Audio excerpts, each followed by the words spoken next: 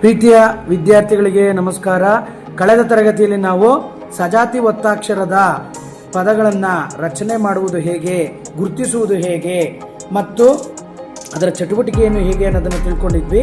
ಈ ಒಂದು ತರಗತಿಯಲ್ಲಿ ನಾವು ವಿಜಾತಿ ಒತ್ತಾಕ್ಷರದ ಪದಗಳ ರಚನೆ, ಈ ಒಂದು ವಿಜಾತಿ ಒತ್ತಾಕ್ಷರ ಅಂದರೆ ಅದೇ ಅಕ್ಷರಕ್ಕೆ ಮತ್ತೊಂದು ಅಕ್ಷರದ ಒತ್ತಾಕ್ಷರ ಬಂದಾಗ ಅದನ್ನು ವಿಜಾತಿ ಒತ್ತಾಕ್ಷರ ಅಂತ ಹೇಳ್ತೀವಿ. ಈ ವಿಜಾತಿ ಒತ್ತಾಕ್ಷರದ ಪದಗಳ ರಚನೆಯನ್ನು, ಆ ಚಟುವಟಿಕೆಯನ್ನು ನಾವು ಈ ಒಂದು ಸಂದರ್ಭದಲ್ಲಿ ತಿಳ್ಕೊಳ್ಳೋಣ ಮಕ್ಕಳೇ. ಬನ್ನಿ ಹಾಗಾದ್ರೆ ನೋಡೋಣ. ಮಧ್ಯದಲ್ಲಿರುವ ಅಕ್ಷರವನ್ನು ನೋಡಿಕೊಂಡು ಮಧ್ಯದಿಂದ ಮೇಲಿಂದ ಪ್ರಾರಂಭ ಮಾಡ್ತೀವಿ. ಪದ್ಯ ನೋಡಿ, ದಾಗೆ ಯಾವತ್ತು ಬಂದಿದೆ ಪದ್ಯ ಅಂತ ಹೇಳ್ಬೇಕು.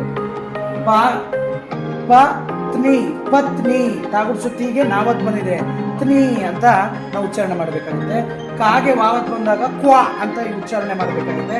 ಅವಾಗ ಕೂಡು ಸೇರಿದಾಗ ಪ ಕ್ವಾ ಪಕ್ವ ಅಂತ ಹೇಳ್ಬೇಕಾಗುತ್ತೆ. ನೆಕ್ಸ್ಟ್ ನಂತರ ಪದ್ಮ ನೋಡಿ, ದ್ಮ ದಾಗೆ ಮಾವತ್ತಿದ್ರೆ ಅದು ದ್ಮ ಪದ್ಮ. ತದನಂತರ ಪತ್ರ ತಾಗೆ ರಾವತ್ತಿದ್ರೆ ತ್ರ ಅಂತ ಉಚ್ಚಾರಣೆ ಮಾಡಬೇಕಾಗುತ್ತೆ. ಅವಾಗ ಕೂಡಿಸ್ಕೊಂಡು ಹೇಳಿದಾಗ ಪತ್ರ. ನಂತರ ಪಕ್ಷ ಕಾಗೆ ಕ್ಷಾವತ್ತಿದೆ ಪಕ್ಷ. ಅದಾದ ನಂತರ ಪಲ್ಯ ಲಾಗೆ ಯಾವತ್ತಿದೆ ಲ್ಯ ಅಂತ ಉಚ್ಚಾರಣೆ ಮಾಡಬೇಕು ಪಲ್ಯ.